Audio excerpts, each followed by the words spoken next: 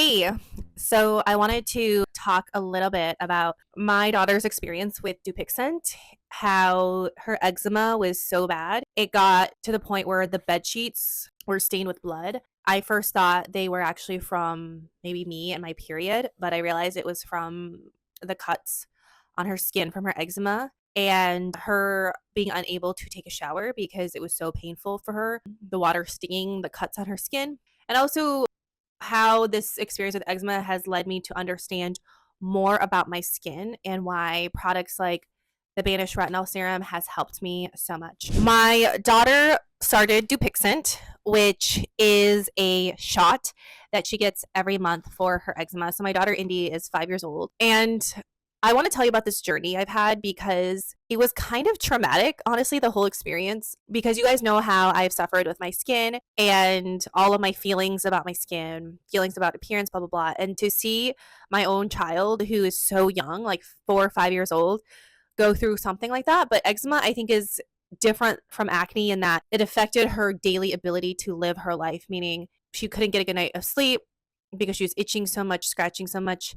She was constantly in pain, and the eczema got so bad that like she couldn't walk certain times because her knees, like the skin was just falling off almost. It was that raw that it hurt her knees to walk and she couldn't walk. It is very hard to be treated with a sense of urgency when you're on eczema because it's not seen as like a threatening condition, which I understand, but it was affecting her day-to-day life as a young child. So let me go back and explain everything and the whole story of eczema. So I've had eczema in the past 10 years.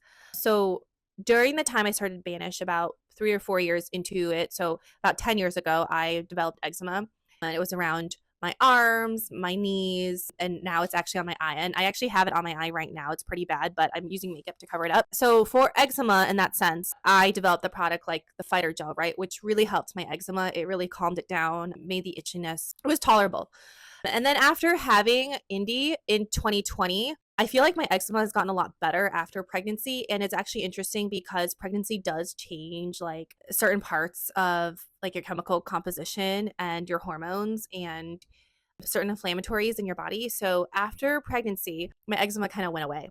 And now it's actually reappearing around my eyes and my ears, like on my face, but not anywhere else, which is super, super interesting, right? How like eczema kind of spreads. But my daughter Indy, she's had eczema since she was 3 years old, and she's 5.5 now, but she was constantly scratching, constantly itching. But it never got to the point till now where this summer we spent the summer in Spain, so we slept in the same bed. So I just noticed that the bed sheets were bloody and the eczema got progressively worse, actually exponentially worse. And she couldn't sleep at night because she was so itchy.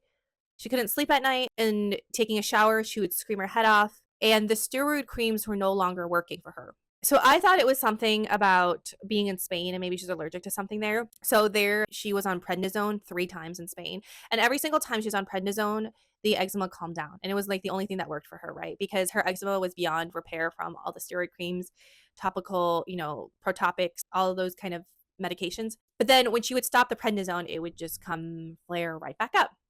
So we came back to the US, and I was thinking like hopefully there was something in Spain that she was really allergic to, and found out that nope, it's just as bad here, if not even worse. And so coming back here from Spain, I was like, okay, we need to figure out how to fix her eczema. The steroid creams are not working. Again, she was prescribed prednisone again to calm it down, which it did help because it has gotten to the point where she is unable to sleep because she's itching, she's scratching, she's waking up in the middle of the night, itching, scratching, putting bandages on her body. It brought me back to like the bandages on my face that I would put when I had acne and it would start bleeding. And then she wakes up at 3 a.m, puts scratches herself, screams her head off that it hurts, it stings, put bandages on herself. Now she's not able to fall back asleep for another hour and a half.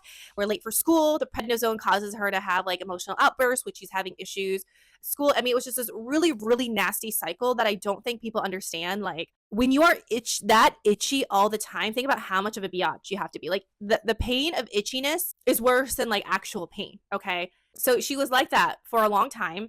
And I was like, okay, nothing is going to work for her. She has to get on Dupixent. Now, the hardest thing about this journey with Dupixent, honestly, I'm going to be completely real, was getting her an appointment. And it was so hard to talk to anybody about it without having to schedule a doctor's appointment for her because all of the pediatric dermatologists were booked out like 2 months in advance. 2 months in advance, and the time that they were available was like probably the most inopportune time of the week, right? And that was the hardest part because all I wanted to do was it was just simple 5-minute phone call. Hey, this is the situation that's happened. What can we do? Like, what does she need to do to prove that she is a candidate for Dupixent? Now, if you guys don't know what Dupixent is, it's a new drug.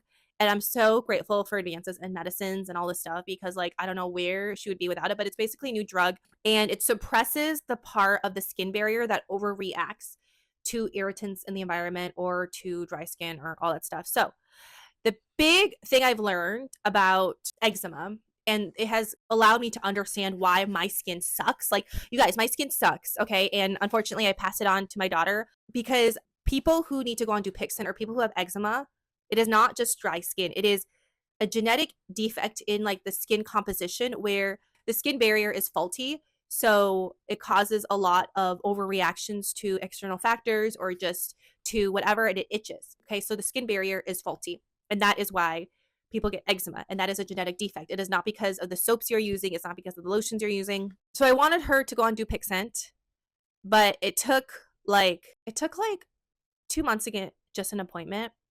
And in this whole process, my daughter was, we're having her try to do a blood test, which she's in the chair for 2 hours screaming her head off because the phlebotomist couldn't find a vein. We're having her do an allergy test in which she wouldn't go in and screamed her head off like multiple times. Like, she really, really, really, really hates doctors and really hates needles. So to get her to go to a doctor's appointment was so difficult. And the hardest part about being a parent with a strong-willed kid is I don't like being in a situation where I don't have control. And this is probably why I have my own business. And dealing with my child is the ultimate boss in not having control over this human being who refuses to cooperate, who is terrified of the doctors, who is in so much pain, but yet doesn't understand that she needs to go through these procedures in order to get better and to get some relief. And so trying to reason with someone whose, brain is not developed it took a huge emotional toll on me because it was so hard for me to see her suffer. It was so hard for me to be able to get an appointment. It was so hard for me to get her to cooperate. And it was also very hard for me internally of having to relive this trauma of trying to deal with my skin. So finally get the appointment, and then we realized that, oh my gosh, she does qualify for Dupixent because we have tried all the steroid creams. We've tried, the prednisone many, many times, which she can no longer be on. And that's basically like the only options before Dupixent. And the interesting thing is that there was another step before we could actually get her the Dupixent, which was proving to insurance that we've tried everything and that it is medically covered by Dupixent because it is a new drug. It basically costs like $4,000 for the shot without insurance, which is a whole nother video for a whole nother day because I firmly do not believe that healthcare should be dictated by whether your employer has a good enough healthcare plan, whether you are employed, whatever, because people who do not have health insurance cannot afford to pay $4,000 for this shot that will improve the quality of their life. $4,000 every month for this Dupixent shot. So yeah, she was qualified for it. So then we have to wait another 3 weeks for her to get the shot, blah, blah, blah. And in the meantime of all of this happening, like every single time she takes a shower, it's like, it sounds like she's being tortured. Okay. She won't take a shower. She won't put on the creams. She doesn't sleep well. She's just super in a bad mood because of the eczema. It is August, September here in Southern California. And I'm always like, can you wear long pants? Can you wear long shirts? Because I don't want you to scratch. But even then, she just rolls up, her leggings all the way to the top so she can scratch her entire leg. The eczema was so bad. It was buttocks, under the buttocks, inner thighs, knees, behind the knees, ankles, wrists. Like you can see her wrist. There's like cuts, wrists, elbows, inner elbows, back, neck, stomach. It started going to her stomach. The only place she did not have eczema was her face, but everywhere else, like it was like wildfire. It spread. So she got her first shot of Dupixent a few weeks ago, and I was hoping to see relief like right away because I thought, oh, maybe I would see something right away, but she was still suffering. And it has been just recently. We were like 2.5 weeks after the Dupixent shot. I feel like there has been some improvement, and I don't know if it's because we're using the steroid creams more often, or I don't know. I feel like her eczema has gotten better, and I'm really, really happy for it. And She gets her next Dupixent shot in a couple of weeks. But something I realized about this whole scenario is while she had eczema, I had to relive unsolicited advice. Have you tried this? What laundry detergent do you use? When people ask me what laundry detergent to use, I was like, do you understand this girl? Like, if you look at her skin, it was all plaquey. Like, it was beyond repair. Okay. So you think this laundry detergent would cause all of this like wrath, right? Like the eczema is not just a little bit. It's like it was so bad, right? That she couldn't live her life. And you think like I didn't think about the laundry detergent we were using, the soap you're using. Yes, like I'm in this industry, I'm in the skincare industry. And it brought back all of those feelings of, when people gave me unsolicited feedback for my acne, like, oh, do you wash your face? Oh, what kind of cleansers do you use? Oh, how often do you wash your face? Do you eat chocolate? Do you eat oily food? Like all of that unsolicited like advice for me when I had acne, I had to relive that feeling of when I would talk about her eczema and when I would bring her places and people would ask me that. Or like, oh, I use this Eucerin lotion or, Vanic cream or whatever. Like, no, please God, like the eczema was so bad. It is way beyond that. So that was like a huge part of it is the like almost trauma I had to relive and going through this experience with her because I thought it was like over. I thought that part of my acne life had been over and I realized it's not. And now my daughter, my 5-year-old daughter has to go through it and every single month I have to bring her to the dermatologist to get a shot which she hates and apparently the shot is like really painful. I'm sorry. But there were also a lot of feelings towards this because I felt like, well, I have a skincare brand and I have a product for eczema like the fighter gel, and the fighter gel did work like last year.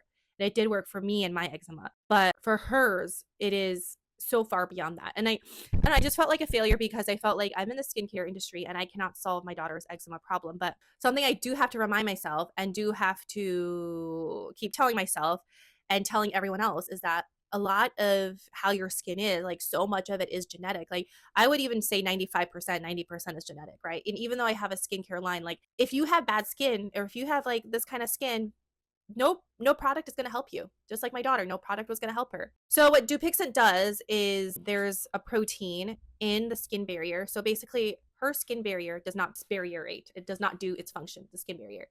And I also think this is why I could not use retinol, and that's also why I cannot use really harsh like benzoyl peroxides and actives on my skin. That's why I had such a hard time trying to help my acne because those harsh actives made it worse, right? So I have now realized through my daughter's eczema that I have a faulty skin barrier, and there's nothing that will help that except this technology and this shot, which basically it reduces the overreaction of that protein trying to like basically the skin, like something in the protein of the skin overreacts, right? That's why they have eczema and the constant scratching and stuff. And there's no creams or lotions or laundry detergent or foods or anything that you can use to help that. So yeah, overall, that is my story of my daughter with her eczema. I always have to remind myself, like, I'm not just in the business of skincare. I'm not just in the business of selling products or selling widgets or influencer marketing or all of that. I'm like, people are really, really suffering and people need to know the story and also understand that, like, it's not your fault. I was so ashamed for a time that me, as someone whose company and livelihood is based on skincare, that I couldn't solve my daughter's skin, which I also have to remind myself that nothing would have solved it.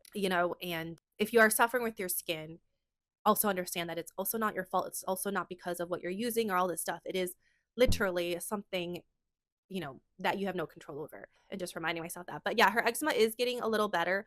She's not scratching as much. There's not as many cuts, and we're no longer seeing blood on the bed sheets, which is good. But, sometimes I will, when I do the laundry, I see blood stains on her clothes. She still has bandages and she wears bandages a lot. And I know it's going to take time for the Dupixent to work and take time for everything to work. But, I also think as a parent, no parent wants their child to have to go through this shot that they get monthly. Like no parent wants that, right? And like there was also no alternative to it, and I was, like when you go down a rabbit hole and you're on the internet, you're like researching and you're like, oh my God, it's only been out for a short amount of time. What are the long-term side effects? Blah, blah, blah, blah. But honestly, it got to a point where it's just so bad that that was the only choice and that was the only solution. So Anyways, thanks for watching, and let me know if you guys have tried Dupixent or your eczema story. I know it's not directly related to acne scarring, but I do realize that I have a faulty skin barrier, and that is the cause of a lot of things, a lot of things, and pass it on to my child.